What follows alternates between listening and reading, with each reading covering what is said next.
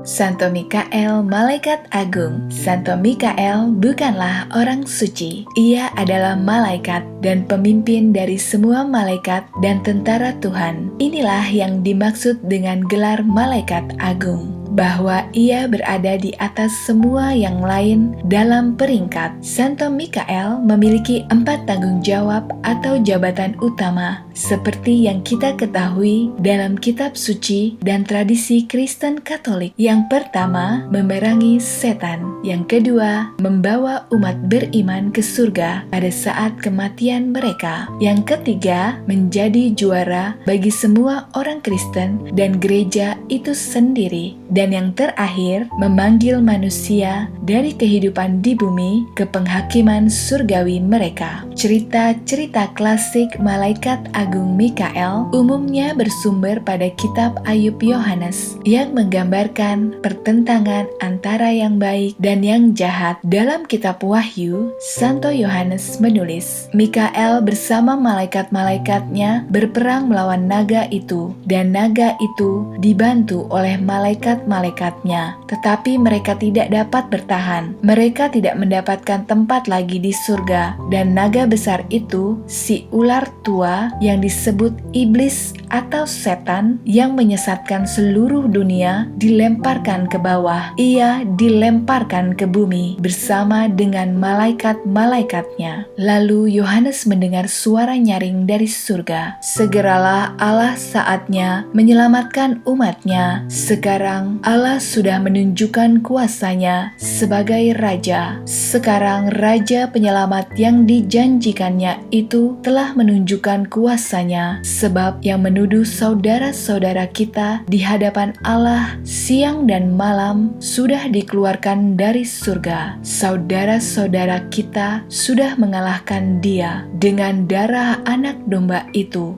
dan dengan sabda Allah yang mereka kabarkan. Mereka rela mengorbankan nyawa mereka sampai mati. Sebab itu, hendaklah surga dan semua yang tinggal di dalamnya bersukaria, tetapi celakalah bumi dan laut, karena iblis sudah turun kepadamu dan amarah yang sangat besar, sebab ia tahu bahwa waktunya tinggal sedikit. Mikael bersama malaikat-malaikat baik telah mengalahkan Lucifer dengan sahabat-sahabatnya. Orang-orang Kristen yang rela mengorbankan nyawanya sudah menang berkat darah Kristus dan sabda ilahi. Namun, setan tetap mau berusaha menjatuhkan manusia dari Tuhan, sumber hidup abadi. Tetapi, orang beriman yang bersekutu dengan Santo Mikael akan menang. Mikael adalah pembela kaum beriman dari segala serangan musuh yang jahat. Bangsa Israel memandang Mikael sebagai pembelanya dalam segala penganiayaan, godaan, dan perpecahan. Kitab Daniel mengungkapkan sebagai berikut, kemudian Mikael, salah seorang dari pemimpin-pemimpin terkemuka, datang menolong aku, dan aku meninggalkan dia di sana, berhadapan dengan raja-raja orang Persia. Santo Mikael, Malaikat Agung, dipanggil untuk perlindungan terutama dari musuh yang mematikan. Dia juga melindungi tentara, polisi, dan dokter. Santo Mikael, Malaikat Agung, dirujuk dalam Perjanjian Lama dan telah menjadi ajaran bagian dari ajaran Kristen sejak awal. Dalam tulisan dan tradisi Katolik, ia bertindak sebagai pembela gereja dan penentang utama setan dan membantu orang-orang pada saat kematian. Sebagaimana Israel, demikian juga gereja senantiasa mengundang Mikael kepada pelindung, pembela gereja dalam penganiayaan, godaan, dan perpecahan. Umat Kristen mendirikan banyak gereja di atas bukit dan gunung dengan nama Mikael. Banyak kerajaan seperti Jerman, kota, dan umat mempercayakan diri kepada pimpinan malaikat Mikael yang setia kepada Tuhan. Penghormatan kepada Mikael semakin besar setelah penampakan di atas gunung Gargano, Italia pada abad ke-5. Di atas gunung Gargano kemudian didirikan sebuah gereja megah untuk menghormati Santo Mikael, Malaikat Agung. Selain itu, diceritakan bahwa sewaktu Roma terserang wabah, Paus Gregorius melihat Malaikat Mikael tengah menghunus di atas makam Kaisar Adrian yang sekarang disebut Benteng Santo Angelo atau Benteng Santo Mikael. Sebuah doa kepada Santo Mikael mulai digunakan secara resmi oleh Paus Leo ke-14 pada tahun 1886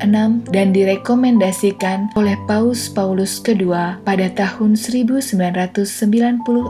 Hari Raya Santo Mikael, Malaikat Agung adalah 29 September. Demikian kisah dari Santo Mikael yang adalah Malaikat Agung. Semoga kita tidak lupa berdoa melalui perantaraan Santo Mikael Malaikat Agung sebagai benteng diri dari segala hal yang jahat, baik yang terlihat maupun yang tidak terlihat. Sampai jumpa lagi bersama saya Benedikta. Salam sukacita.